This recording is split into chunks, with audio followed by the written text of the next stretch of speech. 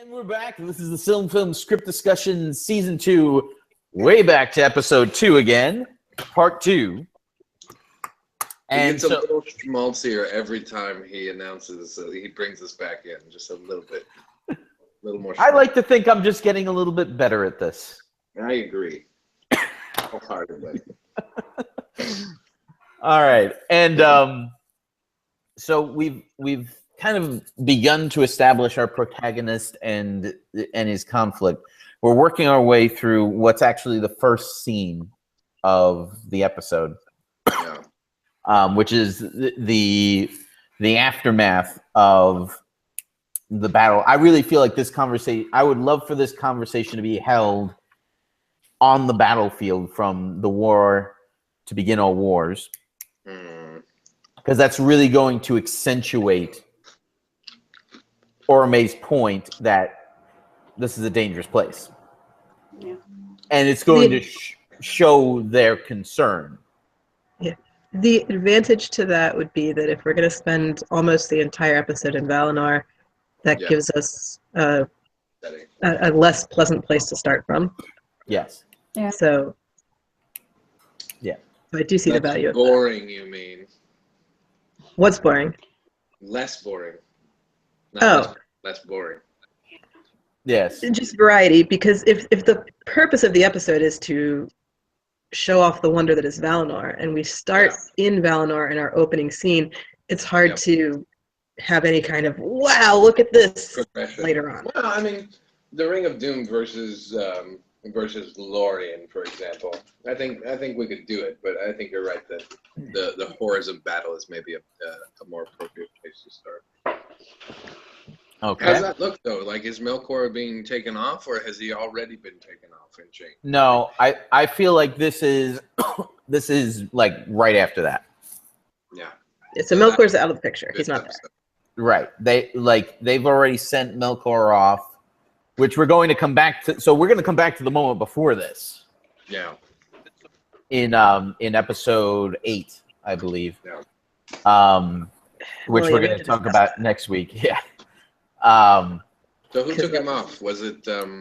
We can discuss that next week.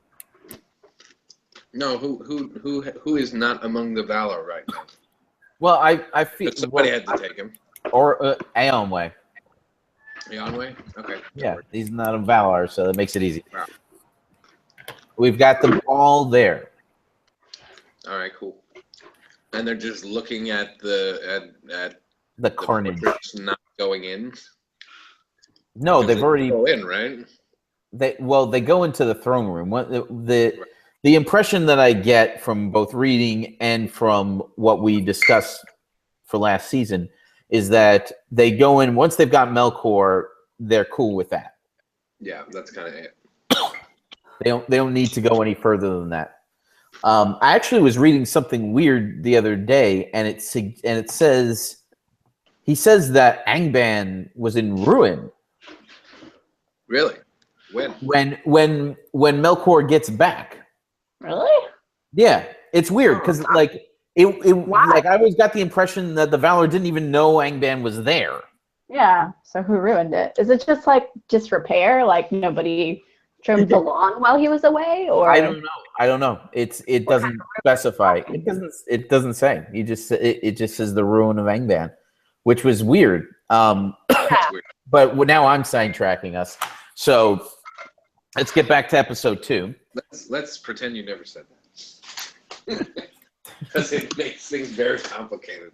Yeah. Okay, so they have this not that rune. The Witch King is saying, "Oh, Angband in RHUN is interesting." Right. Not that ruin. Ruined. Okay, guys. Anyway. good job. So they're standing on the battlefield. They have this guy, or in Melkor's destroyed throne room, however we want to do it. And they have the conversation about. I think it would be cool to have it in the throne room. I kind of think it would be cool to have it in the throne room. Okay, so in Utumno's ruined throne room. Yeah. I do think that would be cool, but I would kind of like to see like the battle carnage around them. Well, we can think raise your fill thumbnail that- and then do this.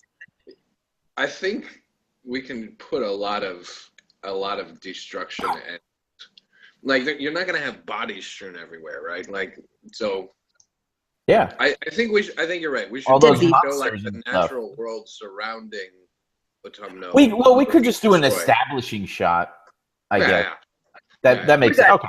All right. I like We show that. the battle somehow, the aftermath of battle. They're standing around. Yeah. Orome raises the question of what are we going to do to protect the elves? Because he and Yavanna have just come back from the battle that they fought, the side battle. Yeah. Ooh, maybe have them coming in from that then. Yeah, that's what I'm saying is that Yeah. Although- Orome and Yavanna would be walking in, maybe even with some Ents around. I don't know, but I would love for like Tulkas to be patting everybody on the back, saying, "Good battle, everybody. We really brought our A game." And then Yeah, good job. doors and like, "Oh my God, everything is terrible. We have to shoot." Yeah. sounds good.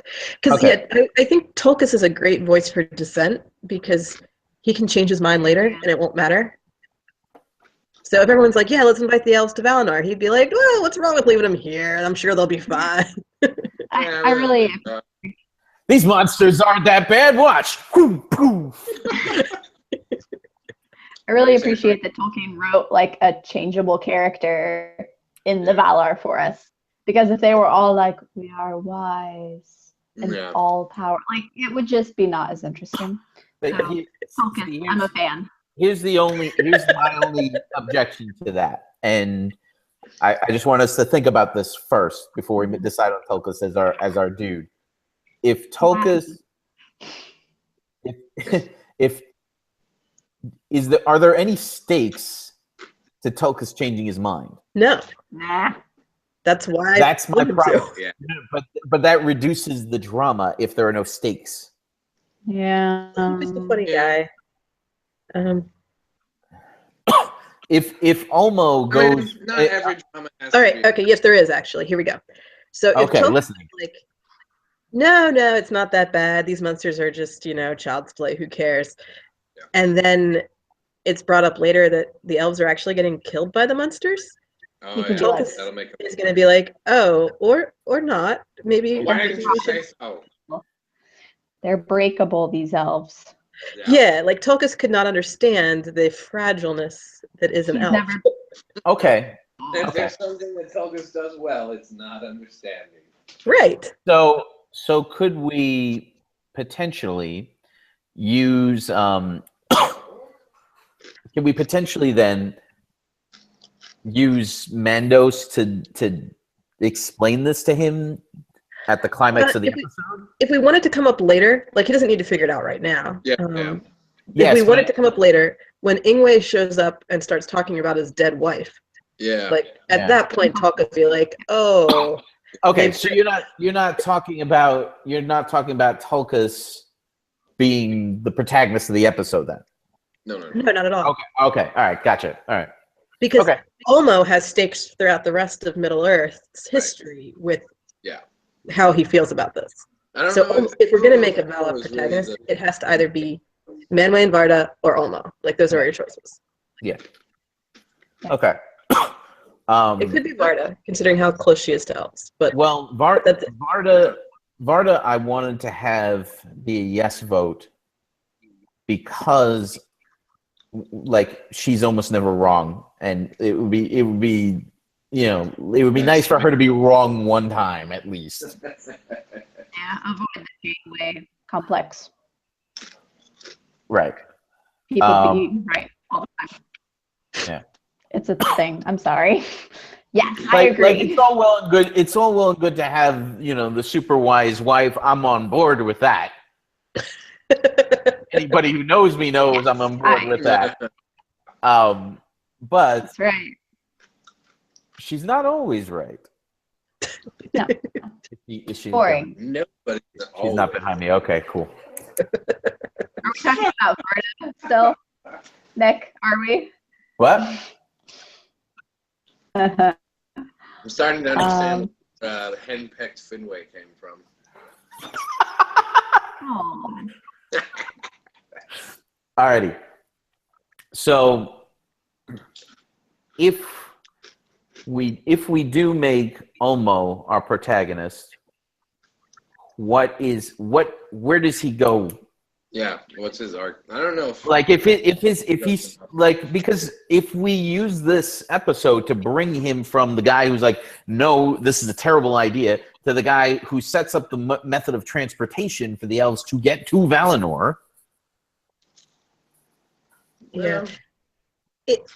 Where he would have to go, like his resolution would have to be, okay, I don't agree with the other Valar here, but I'm going to have to work with their decision and work within the system to make good things happen. Like he has to come to the realization of his role regarding the children in Middle Earth from here on out. Actually, I would kind of like to really maybe lean into the possibility that Olmo might go bad in the future. I don't think that would be such a terrible thing. I actually do like that. Right? Like if he's a rebel. Yeah, he's a rebel, but like we should maybe consider at the end of this episode that he might be capable of something sinister. Like that would be kind of neat, especially since we just lost our big bad, right? Yeah. To suggest that okay. It's like we should say, I'm gonna do this, but there's gonna be a reckoning. And we're not sure if he's just talking in general or if he's talking about like, I'm gonna make sure there's gonna be a reckoning and you're all gonna rue the day you crossed Olmo, right? Like that should be up in the air for us at the end of this episode. Yeah, but then you know what else is up in the air? Whether or not there was a plot arc. Yeah, but I'm not totally sure if I'm not against maybe making that, because we could just make that suggestion at the beginning. Yeah, no, I don't. And make that be the driving of the suspense of the plot. Right. I kind of still think that Olmo is not the guy for our arc. I think maybe Yavanna would be better. Like for me, Yavanna seems like the most potentially conflicted. I agree that she has opinions on both sides, but I don't think it's significant in the end which side she ends up on. Yeah, that's the relationship with the elves is never going to matter again. I guess. Really. That's true. I mean, she's going to ask Feanor to break the Silmarils, and he's going to say no. That's her role in the rest of the season. Yeah. All right. So who else is there then? There's Varda and Olmo seem to me to be the biggest, because you remember she's going to be the one that they call on. Now, obviously, they call on her because she can hear them, but there has to be some indication to them. They have to think that not only can she hear them, but that she might come help them. Yeah, she might intercede on their behalf. Yeah. Right. The only other Vala that people seem to intercede to, or ask for intercessions from, or however you say that, is when Fingon rescues Maedhros, he says, "Manwë to whom all birds are dear," before he looses his arrow. And it happens to accidentally summon eagles, which works out well for everyone. Eagles. But Fingon's line was, in Philadelphia, to whom all birds are dear, speed now my feathered shaft. I mean, it's like, that's an invocation of Manwë. Yeah. Right after the Noldor got kicked out of Valinor. I guess we could make, I don't know, we've done a lot of Manwë-centric episodes in episode 1. Right. That's one of the reasons why I wouldn't want him. I would like Varda. I think thematically Manwë works okay, I think. But it would be a reflection of a lot of episodes we've already done as far as like Manwë figuring crap out. Can we take Varda from a no to a yes? I think we could. Over the course of the episode? What would that look like? Well, what it would look like is she accepts the decision of her husband and doesn't publicly speak out against it. Because we've consistently not shown her doing that. Yeah. So I mean, if you want to get very, very granular, the elves are not really going to ever be able to see starlight again if they come to Valinor. Because the trees are on 24 hours a day, right? Yes. Yeah. Yeah. So, I mean, that is way too petty a reason for her to get cranky, but like I think there's something maybe to that thematically, or at least as a symbol. Is it petty though? Because that's like her deal. No, Yeah. it's more than just starlight. Their identity is so strongly connected to starlight that it might not be as petty as it sounds. Yeah, like it's her whole reason for being. I think it's a good metaphor for her to use. I think she can say, "Look, this is not really right." Like, and let me tell you how I know it's not right, because they won't be able to see the stars. The stars were made. Yeah. For them basically. And she can bring that up after, after Yavanna, after somebody brings up to the Yavanna, because Yavanna's going to suggest, well, why don't we just come here? Yeah. Mm-hmm. If it's so dangerous for them here, why don't we just come here? And then maybe Aule will say something to the effect of we built all that stuff in Valinor, and you made the trees, remember? And she's like, "Oh yeah, I forgot about the trees. I don't want to leave the trees." He's not gonna say I forgot about the trees. Yeah, that seems impossible. Gee, I totally meant that as the actual. All right, just making sure. I know. Dialogue. We do have enough in Tolkien's work where people are destined for something. That they're not, it's not chance. And so the elves are destined to be under the starlight. That's it's an elf thing. Right. Them away from that is to sort of take them away from a big part of their identity. What I would like as far as progression for that is that maybe my mind is a little bit too much on the current events, but I would like it to kind of look like Orome is kind of a panicky nut bar. And everybody's like, you're overreacting. And he's like, no, it's really, really bad over there. It's super important that we bring them at least for a while. Like, we got to do something for them. And then, we have to be careful about portraying him as nutbar, because he's not entirely wrong. No, of course not. But people's response to him has to kind of be like Tulkas. They have to kind of go, I think you're just overreacting. And then the more they talk about it, the more they're like, oh, you know what? This is starting to make a lot of sense. And then towards like the climax of the episode, Varda, who everyone sort of assumes is on board, is like, are we really doing this? Is this what we're gonna do? Like, let me explain to you why this is bad. Well, here's the problem. This debate is happening in like the first 5 to 10 minutes of the episode. Well, clearly it's not going to be as final as we think it is, because all it ends with is the invitation of the ambassadors. Well, the reason that the reason that Varda doesn't potential conflict, so this cannot be over in the first 5 minutes. No, I agree. What I'm saying is that the discussion itself has the initial discussion. Yes, but what I'm saying is this meeting can't go on throughout the whole episode. However, because Varda is not going to speak out directly against, she's going to bring up her whole. She's going to, she's not. Maybe she doesn't even bring up the stars at all here. Yeah, no, I don't think this is the appropriate place for her to mention the stars. We can show her look up at the stars and be sad. Yeah, you can force that all you want. Right. But she doesn't speak out directly against Manway's initial sort of. All right, well, start over. Yep. So out as they go. Right. So what we need to do is now we need to put her in a place. How do we get her from there to Elbereth, to the one that the elves call to and revere? And I'm thinking that Ingwe is our gateway to that. Yeah, I think I don't know who else it would be, frankly. Should they make the decision to bring the ambassadors at the end of that 5-10 minute meeting? Yes. I think so, yes. Right? Absolutely. Absolutely. All right.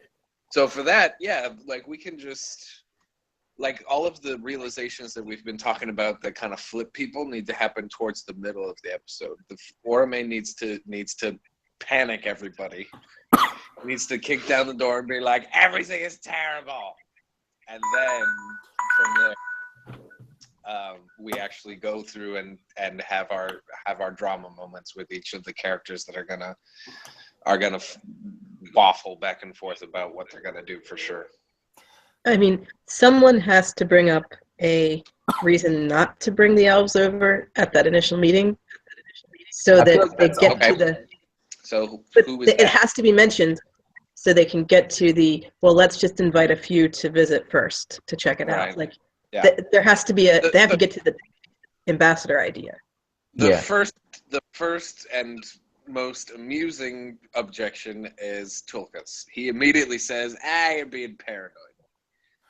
That's and then somebody's like, well, look what we just had to deal with. Like, well, these people actually, this is a little bit easier because Orme has been to Quevenin once. By the way, Brandon says that it's an elf thing. It would be a great episode title, Karita.